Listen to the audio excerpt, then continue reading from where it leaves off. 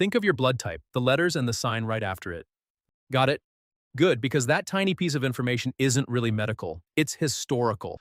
8 types, but only 5 stories, and one of them is still unsolved. Last time we asked what your blood type reveals about you.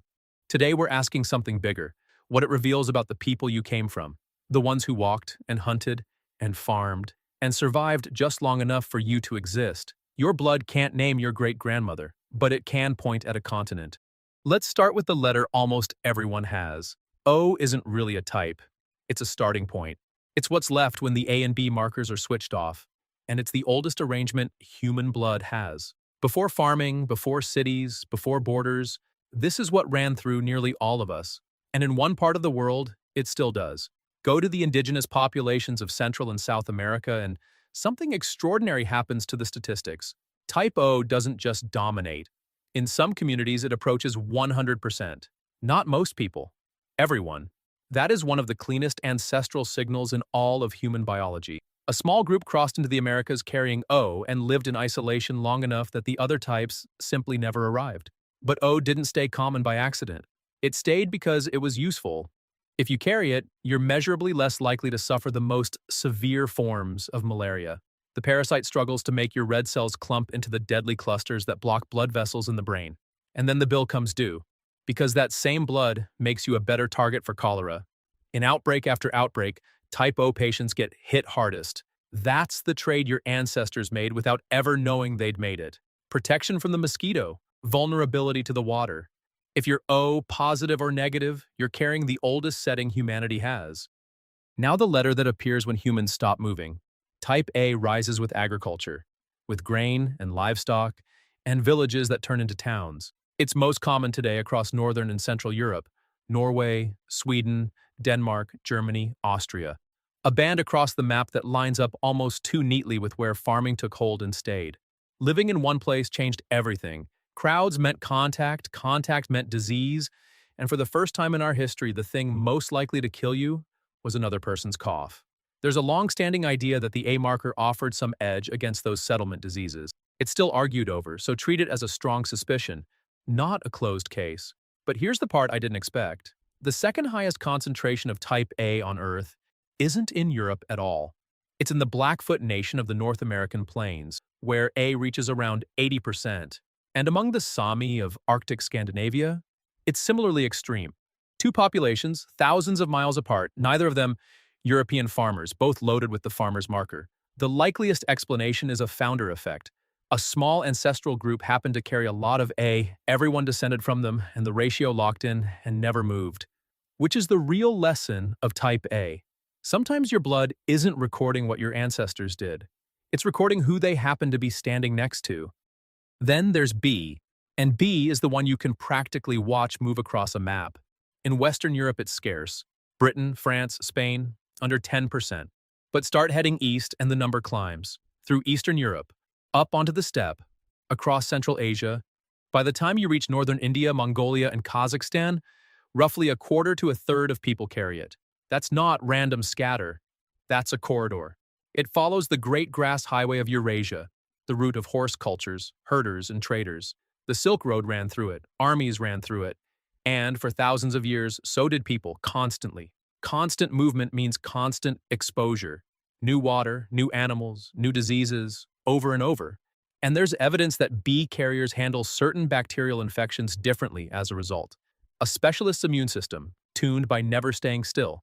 So, if you're type B and your family traces back anywhere between Warsaw and Ulaanbaatar, that's not a coincidence. That's the fingerprint of a population that treated distance as normal. And if you're type B with Western European ancestry, you're carrying something rarer. Proof that at some point somebody in your line came a very long way. We're halfway and the last 2 are the strange ones. The newest blood on Earth and the one science genuinely cannot explain. If your type's shown up so far, hit subscribe. We do this every week. Type AB is the rarest of the 4 letters and by a wide margin the youngest. You can only be AB if one parent hands you an A and the other hands you a B, which means AB cannot exist until an A population and a B population are in the same place, at the same time, having children. For most of human history, they weren't. A sat in the west, B sat in the east. Thousands of miles of nothing in between. So AB isn't an ancestry at all, it's a receipt. It's biological proof that somewhere back in your line, two populations that had spent tens of thousands of years apart finally met through migration, through trade, through empire, through the slow grinding contact of that Eurasian corridor. Most estimates put its arrival in the last one to 2,000 years, which sounds ancient, until you compare it with type O, which has been with us since before we left Africa. If you're AB, you're not carrying the oldest story in this video, you're carrying the newest one. You are quite literally what happens when the world stops being separate. Which brings us to the part of your blood type we've barely touched, the sign at the end. Plus and minus refer to the RH factor. One more marker, either present or absent, and it does something the letters don't. It concentrates in a single place on Earth so sharply that it's been a puzzle for 70 years. Almost everywhere, RH negative is unusual. In East Asia, under 1%. Across most of Africa, low single digits. In Europe, overall, around 15.